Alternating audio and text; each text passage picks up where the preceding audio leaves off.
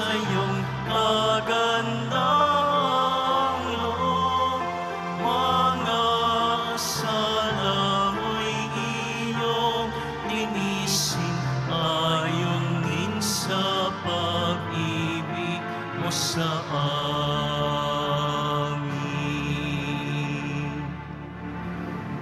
Sa ngalan ng Ama at ng Anak at ng Espiritu Santo.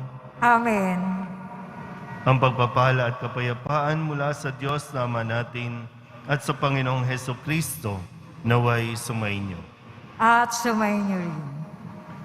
Mga kapatid, tinipon tayo bilang kaanib na angkan ng Diyos, kaya dumulog tayo sa maawaing Panginoong nagpapatawad ng lubos. Sinugong tagapagpagaling sa mga nagsisisi, Panginoon, kaawaan mo kami. Panginoon, kaawaan mo kami. Dumating na tagapag-anyayang mga makasalanan ay magsisi, Kristo, kaawaan mo kami.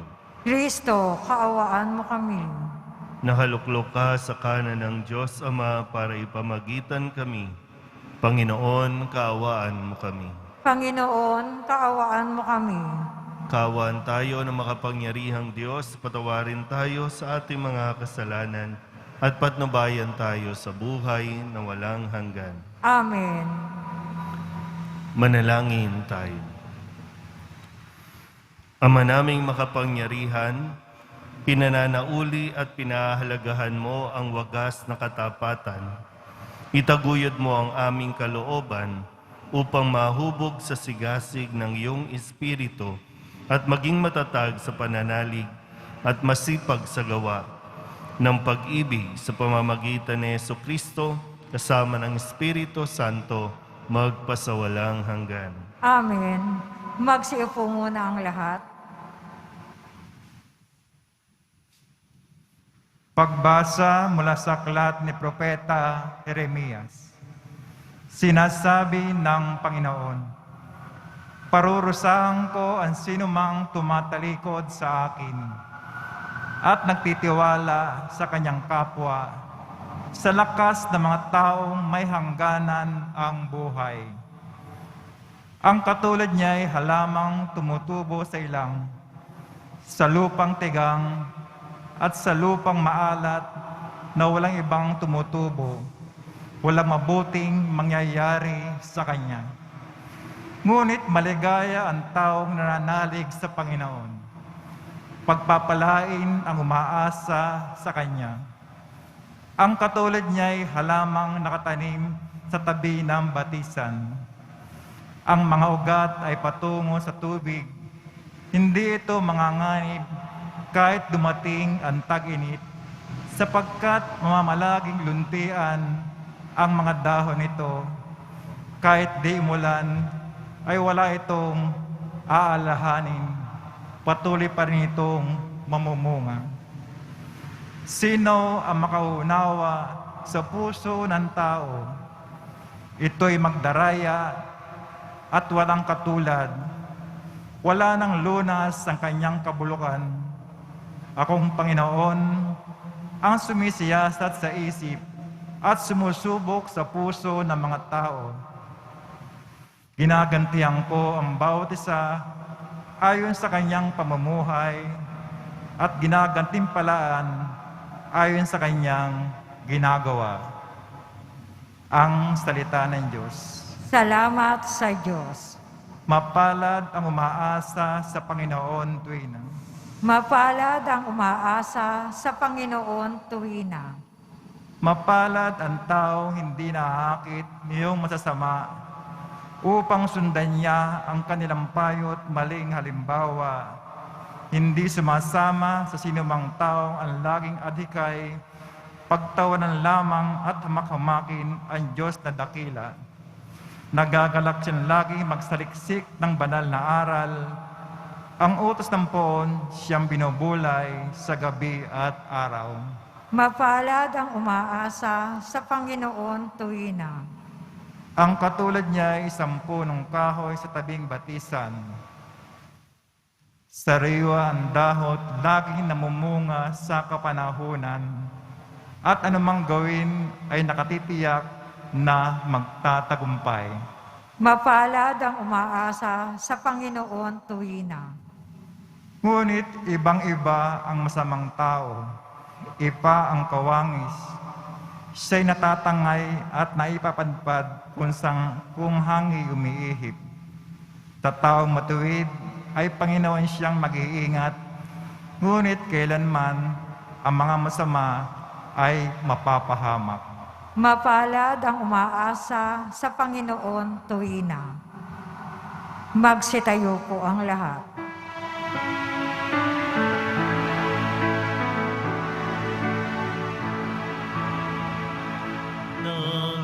Nagpupuri ang isayo, Panginoon Jesucristo. Nagpupuri kami sa'yo, Panginoon Jesucristo. Mapalad ang nag-iingat sa kanyang pusong matapat ng salitang nagbubuhat sa poong Diyos ng liwanag, sa tiyaga'y aaning ganap. Nagpupuri kami sa'yo, Panginoon Jesucristo.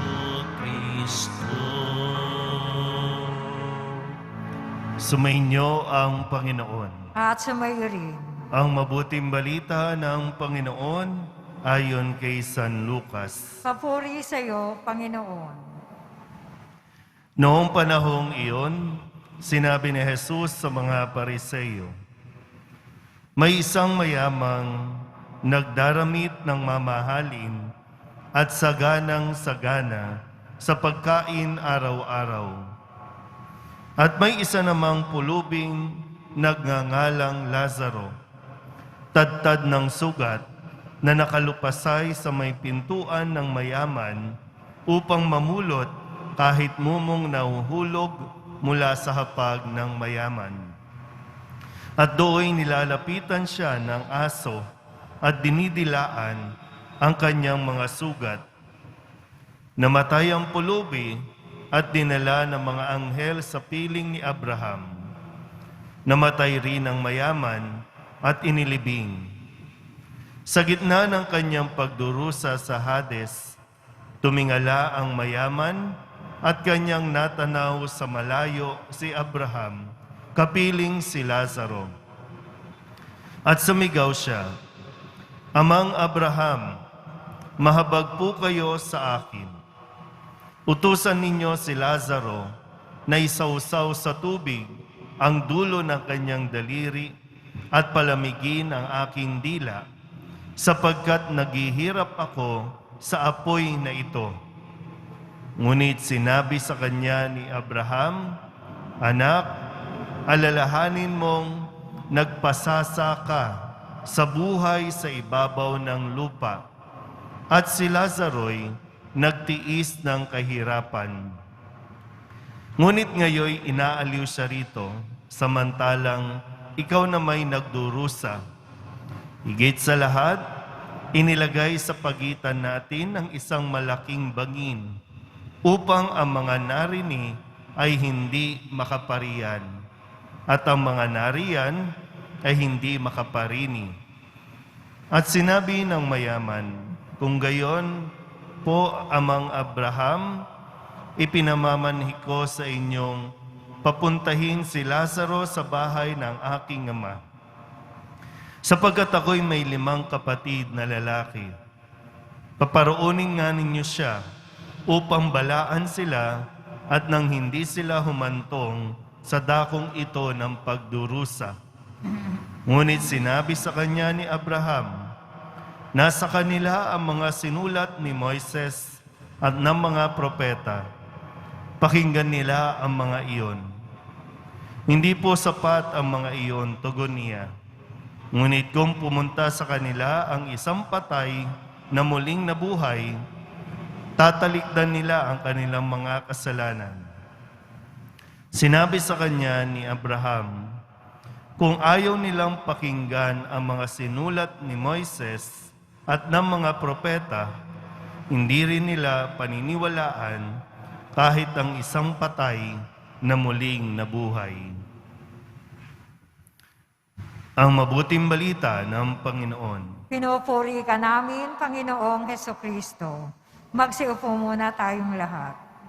Isang magandang umaga po sa inyong lahat. Sa puntong ito, tayo po ay nasa ikalawang linggo na ng 40 araw na paghahanda, 40 days, no, ng tinatawag nating yung discipline of Lent. At dito, inaanyayahan tayo na suriin yung atin pong pamumuhay, yung atin pong mga ginagawa. May 3 bagay po na ipinapagawa sa atin. Yan ay ang pag-aayuno o fasting, yung paglilimos o almsgiving, at yung pananalangin o prayer. Itong 3 ito na dapat nating suriin. Kaya, nakakadalawang linggo na tayo, maganda na masuri natin, parang self-evaluation.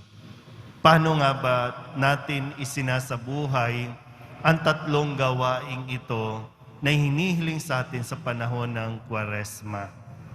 Nakakapaglaan ba tayo ng mas maraming oras sa pananalangin? Nagiging seryoso ba tayo sa ating pong pag-aayuno? Lalo tigin yung ating pong kawang gawa o pakikipagkapwa. Meron bang effort sa part natin na tumulong? Balikan po natin ang sinabi sa unang pagbasa sa aklat ni Propeta Jeremias. Gagantihan ko ang bawat isa ayon sa kanyang pamumuhay. Gagantihan ko ang bawat isa ayon sa kanyang pamumuhay. At gagantimpalaan ayon sa kanyang ginagawa. Kung titingnan natin, ano ba yung ganti o gantimpala na atin pong matatamo? Totoo po ang kalalagyan natin pagdating ng wakas. Wakas ng buhay natin. Impyerno o langit? So, sa tingin nyo ba ngayon, sa puntong ito ng buhay mo, kapag namatay tayo, saan tayo mapupunta? Sa impyerno o sa langit? Ang problema, hindi talaga natin to pinag-iisipan o ayaw natin i-entertain itong mga bagay na ito. Lagi tayong nakafocus dun sa kung ano ang kailangan mo ngayon, kung ano ang gusto mo ngayon. Yung gusto mo ba, yung pangangailangan mo ba, sa tingin mo, madadala ka niyan sa langit o baka madala ka niyan sa impyerno? Dahil sa kwento sa Ebanghelyo, ito po yung realidad, no? Yung kwento ng isang mayaman at isang mahirap, si Lazaro na may sakit. Tandaan niyo po, hindi napunta sa impyerno yung mayaman dahil sa siya'y mayaman. Hindi rin naman napunta si Lazaro sa langit dahil sa siya'y mahirap. Kasi ang sinabi po dito, yung mayaman kaya napunta doon dahil nagpasasa siya sa buhay sa mundo. Pag sinabing nagpasasa, no, yung sarili lang niya ang inisip niya, yung meron siyang kapasidad kakayahan para tulungan itong mahirap na si Lazaro, pero hindi niya ginawa. Di ba sabi sa aklat ni Propeta Jeremias, ayon sa iyong ginawa. Yung wala kang ginawa na tumulong, yun ang ginawa mo. At si Lazaro po, sabi ko, hindi dahil sa siya'y may sakit, dahil sa siya'y mahirap, kundi dahil siya'y nagtiis. Di ba sabi po ni Jesus sa ilang bahagi ng Ebanghelyo, sa inyong pagtitiis, tatamuhin ninyo ang buhay. So, kaya mag-self-evaluation tayo, kung ano nga ba, paano nga ba tayo, kumbaga, paano natin na ipe-perform ang buhay natin ngayon.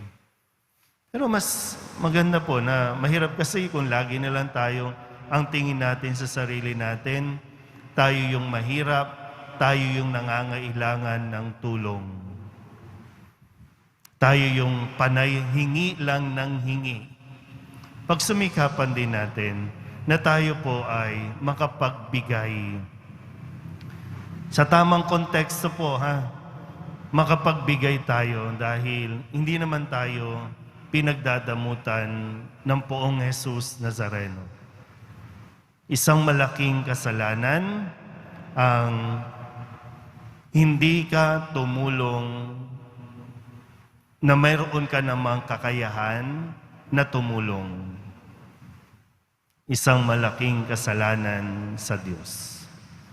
Binibiyayaan tayo, maraming biyaya, hindi para magpasasa sa kung ano mang natatanggap natin, kundi para magkaroon tayo ng pagkakataon na magbahagi o magbigay ng tulong na natanggap din naman natin mula sa kabutihan ng Diyos. Amen? Magsitayo na po ang lahat. Habang inaalala natin ang mga pangangailangan ng mga dukha, lumapit tayo sa ating Diyos na nagbahagi ng kanyang kayamanan sa pagsusugo ng kanyang anak sa mundo. Ang ating pong itutugon, Ama ng mga dukha, pagpalain mo kami. Ama ng mga dukha, pagpalain mo kami. Ang simbahan, naway ipadama ang habag ni Kristo sa mga dukha na nagpupunyagi para sa isang higit na makatarungang lipunan. Manalangin tayo. Ama ng mga dukha, pagpalain mo kami. Ang mga natutuksong maging alipin ng kayamanan at kapanatagang dulot ng mga material na bagay, naway makaunawa na nagmumula ang espiritual na kahirapan sa pagtangging magbahagi sa kapwa. Manalangin tayo. Ama ng mga dukha, pagpalain mo kami. Tayong lahat naway tumanggap ng biyayang magpakita ng awa at habag, pag-unawa at pagiging bukas palad sa mga nangangailangan. Manalangin tayo. Ama ng mga dukha, pagpalain mo kami. Ang mga may sakit, naway palakasin ng init ng mapagmahal na presensya ng Diyos. Manalangin tayo. Ama ng mga dukha, pagpalain mo kami. Idulog din natin sa Panginoon ang ating mga personal na kahilingan at mga panalangin para sa ating mga pamilya. Ganon din ang lahat ng mga misang pasasalamat, special na intensyon at mga kaluluwa na inihiling na ipagdasal sa misang ito.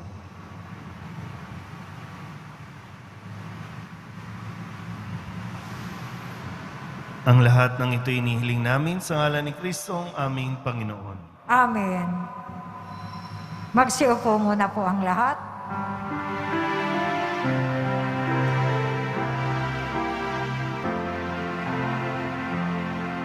Sa iyo, Ama, aming handog, ang tinapay at alak na ito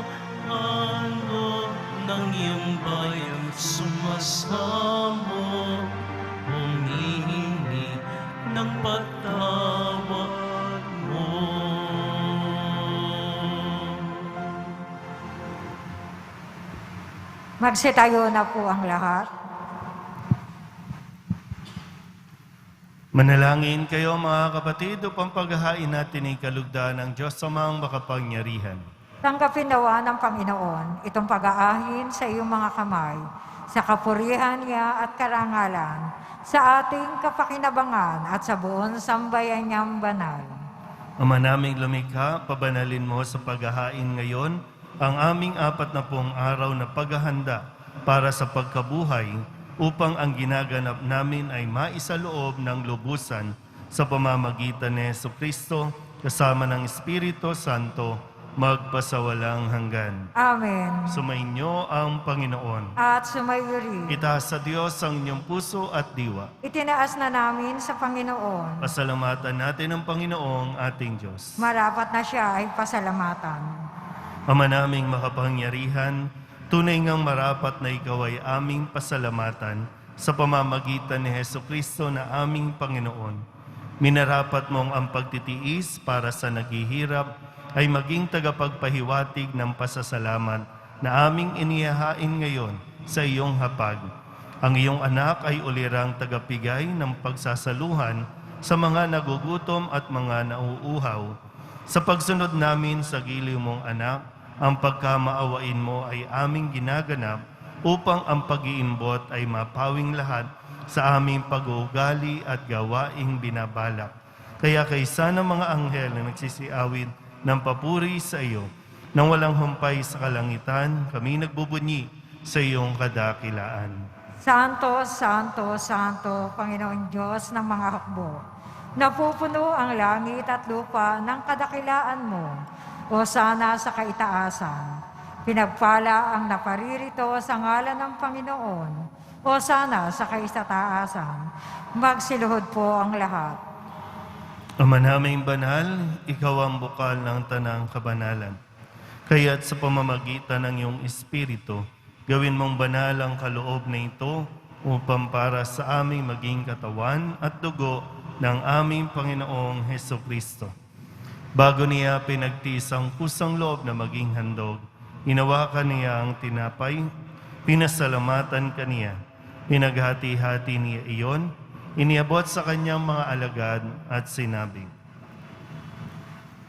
"Tanggapin ninyong lahat ito at kanin, ito ang aking katawan na ihahandog para sa inyo."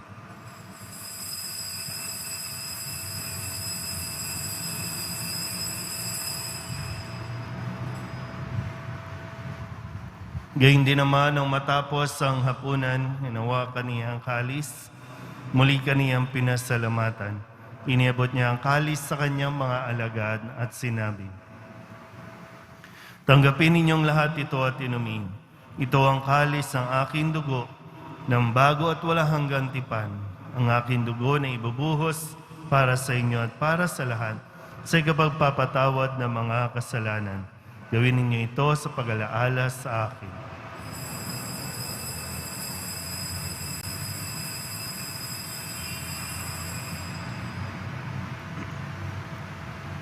Magsitayo na po ang lahat. Ipagbunyi natin ang misteryo ng pananampalataya. Si Kristo'y namatay, si Kristo'y nabuhay, si Kristo'y babalik sa wakas ng panahon. Ama, ginagawa namin ngayon ang pag-alaala sa pagkamatay at muling pagkabuhay ng iyong anak. Kaya tiniaalay namin sa iyo ang tinapay na nagbibigay buhay at ang kalis na nagkakaloob ng kaligtasan. Kami nagpapasalamat dahil kami iyong minarapat na tumayo sa harap mo para maglingkod sa iyo. Isinasamo namin kami magsasalo-salo sa katawan at dugo ni Kristo ay mabuklod sa pagkakaisa sa pamamagitan ng Espiritu Santo. Ama, lingapin mo ang iyong simbahang laganap sa buong daigdig. Puspusin mo kami sa pag-ibig kaysa ni Francisco na aming Papa at ni Jose na aming obispo at ng tanang kaparian.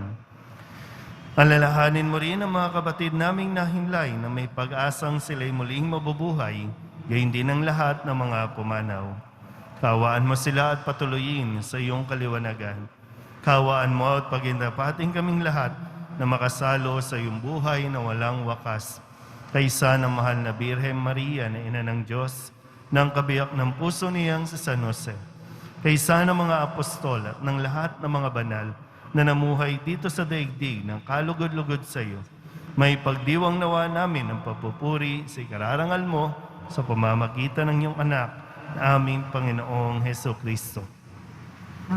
Sa pamamagitan ni Kristo, kasama niya at sa Kanya, ang lahat ng parangal at papuri ay sa iyo, Diyos amang makapangyarihan, kasama ng Espiritu Santo, magpasawalang hanggan. Amen.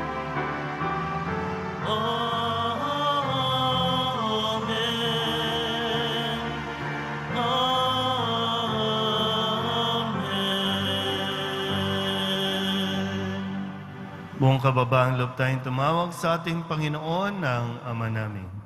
Ama namin, Sumasalangit ka, sambahin ang ngalan mo. Mapasa amin ang kaharian mo. Sundin ang loob mo dito sa lupa para nan sa langit. Bigyan mo kami ngayon ng aming kakanin sa araw-araw at patawarin mo kami sa aming mga sala para ng pagpapatawad namin sa nagkakasala sa amin. At huwag mo kaming ipahintulot sa tukso at iadya mo kami sa lahat ng masama. hinihiling namin kami iadya sa lahat ng masama, pagkalooban ng kapayapaan araw-araw, iligtas sa kasalanan at ilayo sa lahat ng kapahamakan, samantalang aming pinananabikan ang dakilang araw ng pagpapahayag ng tagapagligtas naming si Heso Kristo. Sapagkat iyo ang kaharian, ang kapangyarihan at ang kapurihan magpakailanman. Amen. Panginoong Heso Kristo, sinabi mo sa iyong mga apostol, kapayapaan ang iniiwan ko sa inyo, aking kapayapaan ang ibinibigay ko sa inyo. Tunghayan mo ang aming pananampalataya at huwag ang aming mga pagkakasala. Pagkalooban mo kami ng kapayapaan at pagkakaisa ayon sa iyong kalooban, kasama ng Espiritu Santo, magpasawalang hanggan. Amen. Ang kapayapaan ng Panginoon ay laging sumainyo. At sumayo rin. Magbigaan po tayo ng kapayapaan sa isa't isa. Kordero ng Diyos na nag-aalis ng mga kasalanan ng sanlibutan, maawa ka sa amin. Kordero ng Diyos na nag-aalis ng mga kasalanan ng sanlibutan, maawa ka sa amin. Kordero ng Diyos na nag-aalis ng mga kasalanan ng sanlibutan, ipagkaloob mo sa amin ang kapayapaan. Magsiluhod po ang lahat.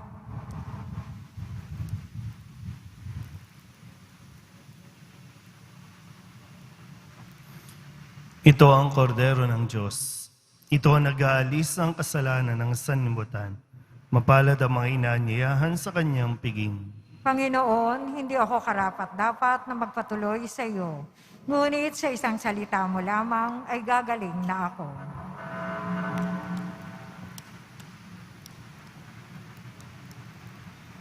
Katawan ni Kristo, Amen.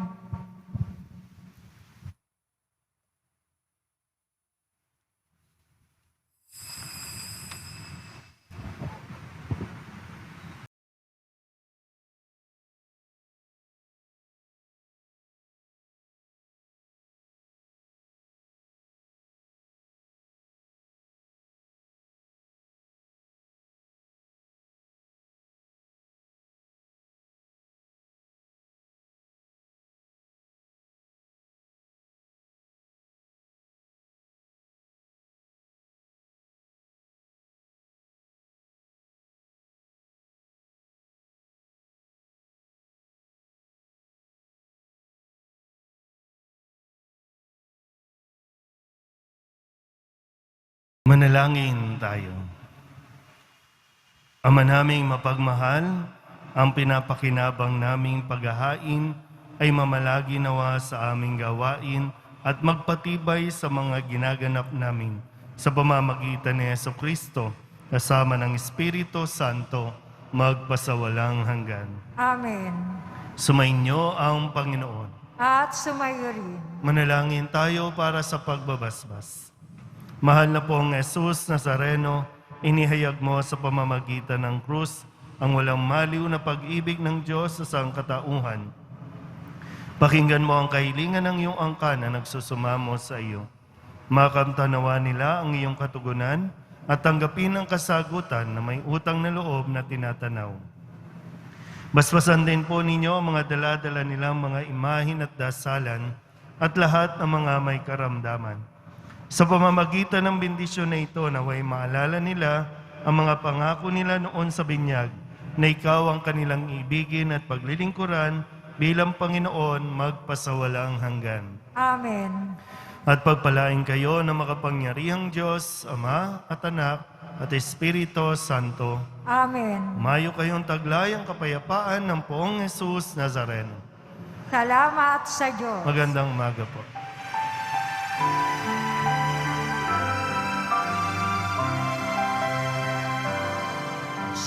Padre Jesus Nazareno, sinasamba ka namin,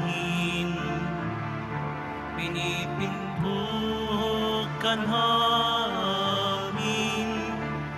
aral mo ang aming buhay at kaligtasan. Nuestro Padre Jesus Nazareno, iligtas mo kami sa kasalanan.